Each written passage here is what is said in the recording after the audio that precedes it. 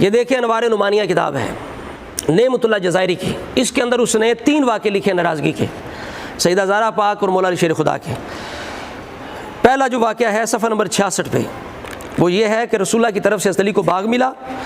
تو مولا علی شیر خدا نے وہ سارا صدقہ کر دیا۔ اب جب سیدہ زہرا کو خبر ملی، حضرت علی گھر آئے تو سیدہ زہرا نے کیا کیا کہ ان کے کپڑوں کو پکڑ لیا، حضرت علی کے کپڑوں کو، اور کھینچنے لگ گئیں۔ حضرت علی کہہ رہے تھے چھوڑ دے مجھے، اے فاطمہ مجھے چھوڑ دے، تو فاطمہ زہرا فرمانے لگی خدا قسم نہیں، تب چھوڑوں گی جب تیرے اور میرے درمیان فیصلہ ہو جائے گا۔ جبریل آ گئے رسول اللہ کے پاس، آ کے سلام عرض کیا اور کہا کہ علی کو بھی سلام کہیں اور جا کے فاطمہ سے کہیں کہ لیس لکی ان تضربی علی یدیہ ولا تلمزی بثوبہ، کہ جا کے فاطمہ سے کہیں کہ تیرے لیے جائز نہیں ہے کہ تو علی کے ہاتھوں پہ مارے اور اس کے کپڑے کھینچے۔ ہاں جی، یہ رافضیوں کی کتاب ہے اور اس کا انکار نہیں کیا نعمت اللہ نے۔ اب لگاؤ فتویٰ اس کتاب پہ، کتاب والے پر، اس کو بحال رکھا۔ یہ معاملہ یہاں تک پہنچا ہے۔ اب آگے دیکھیں صفحہ نمبر 79 ہے، اس پر یہ نعمت اللہ جزائری لکھتا ہے، وہی روایت جو بخاری کے اندر ہے کہ حضرت علی نے نکاح کا پیغام دے دیا، منگنی کر لی، اس کو لکھا اس صدوق نے اپنی مالی کے اندر اس بات کو، وہاں سے نعمت اللہ جزائری نے لکھا صدوق کے حوالے سے اسی بات کو کہ حضرت علی نے ابو جہل کی بیٹی سے ارادہ کر لیا۔ تو سیدہ زہرا کو جب خبر پہنچی آپ بڑی پریشان ہوئی، سارا دن پریشانی کے ساتھ گزرا۔ جب رات ہوئی تو آپ نے کیا کیا کہ ساتھ لے لیا، ام کلثوم کو ساتھ لے لیا، حسن حسین کو ساتھ لے کے رسول اللہ کے پاس آ گئی اور آ کے یہ شکایت کی۔ تو نبی علیہ السلام کو اس سے تکلیف پہنچی، آپ نے ساتھ لیا اور حضرت علی کے پاس پہنچ گئے۔ تو جا کے رسول اللہ نے پھر حضرت علی سے کہا کہ ابو بکر کو بلاؤ، عمر کو بلاؤ، باقی صحابہ کو بلاؤ، اور ان صحابہ کے سامنے نبی علیہ السلام نے حضرت علی کو مخاطب ہو کے یہ فرمایا، یہ الفاظ یہاں واضح ہیں، یا علی اما علمت ان فاطمۃ بدات منی وانا منہما فمن آذاہ فقد آذانی۔ اب دیکھو رسول اللہ نے مولا علی شیر خدا کو خاص مخاطب ہو کے یہ فرمایا۔ اب بتائیے کہ اذیت پہنچی یا نہ پہنچی سیدہ زہرا کو، نبی علیہ السلام کو اذیت پہنچی یا نہ پہنچی، اس پر رسول اللہ نے یہ فرمایا۔ لیکن حضرت علی نے فرما دیا ٹھیک ہے یا رسول اللہ، آپ نے ارادہ ترک کر دیا اور رشتہ توڑ دیا۔ اب لگائیے فتویٰ اس پہ کیا فتویٰ ہے، لکھنے والے پر کیا فتویٰ ہے۔ آگے صفحہ نمبر 85 پر ایک ناراضگی کا ذکر ہے کہ حضرت جعفر نے مولا علی شیر خدا کو لونڈی دی تھی، باندھی دی تھی، تو حضرت علی اس کی گود میں سر رکھ کے لیٹے ہیں، اوپر سے سیدہ زہرا آ جاتی ہیں، تو وہ دیکھتی ہیں تو ناراض ہوتی ہیں، انہیں یہ اچھا نہیں لگتا، وہ کہتی ہیں آپ نے کچھ کیا تو نہیں اس کے ساتھ؟ مولا علی شیر خدا نے قسم اٹھا کے فرمایا کچھ نہیں۔ اس کے باوجود سیدہ زہرا ناراض ہو کے نکل جاتی ہیں۔ یہ ان کی کتاب کہہ رہی ہے، یہ دیکھیں کہاں تک ان کی کتابوں میں باتیں ہیں، اور بتایا جائے کہ سیدہ زہرا کا اصل گستاخ کون ہے۔ اپنے گھر کی یہ رافضی خبر کیوں نہیں لیتے؟ اتنے جھگڑے، یہاں تک ناراضگیاں کیا ہماری کتابوں کے اندر موجود ہیں؟ یاسین صاحب آنکھیں کھولے ذرا، خدا کا خوف کھائیں، قبر کے اندر جانا ہے، یہ ہر جگہ پیسہ کام نہیں آتا، انصاف سے کام لیں۔ تو سیدہ زہرا چلی گئیں، جب گئیں تو جبریل آ گئے رسول اللہ کے پاس، آ کے بتایا کہ فاطمہ علی کی شکایت لے کے آپ کے پاس آ رہی ہے اور آپ وہ شکایت قبول نہ کرنا، فلا تقبل منہا فی علی شیئا، علی کے بارے میں کوئی چیز قبول نہ کیجیے گا۔ تو جب فاطمہ آ گئیں تو نبی علیہ السلام نے کہا کہ تو علی کی شکایت لے کے آئی ہے، واپس جا علی کو جا کے راضی کر لیں۔ اب بتائیے جناب یہ کہاں تک ناراضگی ہے؟ ہم یہی ہمارا مدعا ہے کہ محض ناراضگی جو ہے وہ اگلے کے لیے مضر نہیں ہوتی، اور سیدہ زہرا پاک حضرت علی سے بھی ناراض ہوئیں، تو آپ یہ اصول نہ بنائیں، یہ نئی شریعت نہ گھڑیں کہ جس سے سیدہ ناراض ہو جائیں تو اسے توبہ کی توفیق نہیں ہوتی۔ اور اس کا جواب اس نے دیا ہے صفحہ نمبر 84 پہ، یہ جلد نمبر ہے اول، اور اس نے جواب کیا دیا ہے نعمت اللہ جزائری، انکار نہیں کیا ان باتوں کا، کہا کہ یہ لوگ جو ہیں اپنے اعلیٰ مراتب سے تنزل کر کے بشری تقاضوں پہ آ جاتے ہیں، یہ بشری تقاضے کی وجہ سے ان کی ناراضگی ہوتی ہیں، تو یہ بشری تقاضے والی ناراضگی ہے۔ تو ابو بکر صدیق سے جو ناراضگی کا ذکر ہے، اگر اسے بالفرض مان لیں تو وہ بشری تقاضا ہے، وہ ابو بکر صدیق کے لیے مضر نہیں ہے۔ تو سب سے بڑا جواب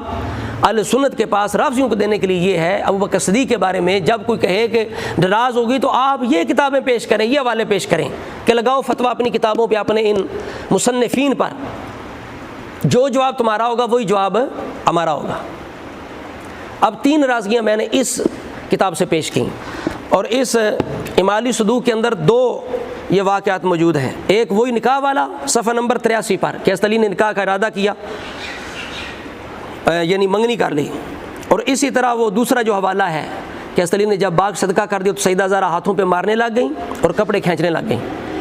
تو یہ صفحہ نمبر 359 پہ یہ موجود ہے اس کتاب کے اندر۔ اب آخر میں ملا باقر مجلسی کی حق الیقین سے ایک واقعہ پیش کر رہا ہوں، اور یہ یاد رکھیں یہ جو واقعات پیش کیے ناراضگی کے، یہ صرف ایک کتاب کے اندر نہیں ہے، بہار الانوار کے اندر بھی ہیں، علل الشرائع کے اندر بھی ہیں، جلال العیون کے اندر بھی بعض واقعات ہیں، امالی توسی کے اندر بھی واقعات موجود ہیں، کئی کتابوں کے اندر یہ واقعات ہیں۔ ایک پہ فتویٰ نہیں ہوگا، کئی مصنفین پر فتویٰ ہوگا، سب کو گستاخ زہرا کہا جائے گا، سب کو گستاخ علی اہل بیت کہا جائے گا، تو پتہ چل جائے گا کہ اصل گستاخ کون ہے۔ اب دیکھیں حق الیقین صفحہ نمبر 329 پر یہ روایت ہے، یہ کئی کتابوں کے اندر یہ روایت بھی ہے، امالی توسی کے اندر موجود ہے اور کتابوں کے اندر موجود ہے کہ ان کے بقول، بقلم ان کے، ہم تو اللہ کی پناہ چاہتے ہیں ایسی باتوں کی، اہل سنت تو سوچ بھی نہیں سکتے اہل بیت کی توہین کا، کسی صحابی کی توہین کا۔ مولا ادب سکھائے بے ادب نہ بنائے، اے قاسمی ادب میں بیڑا ہی پار ہے، اور قرآن میں بیان پروردگار ہے، میرے نبی پہ سارا دار و مدار۔ اہل سنت رسول اللہ کی محبت کی وجہ سب سے محبت کرتے ہیں، اس وجہ سے یہ افراط و تفریط سے محفوظ رہتے ہیں، گمراہی سے بچ جاتے ہیں اللہ کے فضل و کرم سے، صدقہ پنجہ چاراں دا۔ اب دیکھیں اس صفحے پر 329 صفحے پر یہ ہے کہ فاطمہ زہرا فدق کے لیے گئیں، حضرت علی گھر تھے، اور بقول ان کے جو انہوں نے لکھا، بقلم ان کے، فاطمہ زہرا نے کہا کہ حضرت علی بزدل بن گیا، نعوذ باللہ استغفر اللہ، شیر خدا کو بزدل بنایا گیا۔ فاطمہ زہرا کی زبان سے سخت الفاظ کہلوائے گئے، جو عام اگر زوجہ کسی کے بارے میں کہے اپنے شوہر کے بارے میں تو اسے کیا کہا جاتا ہے، جنہوں نے فاطمہ زہرا کی زبان سے حضرت علی کے لیے کہے۔ اور ان رافضی ملاؤں کے لیے بھی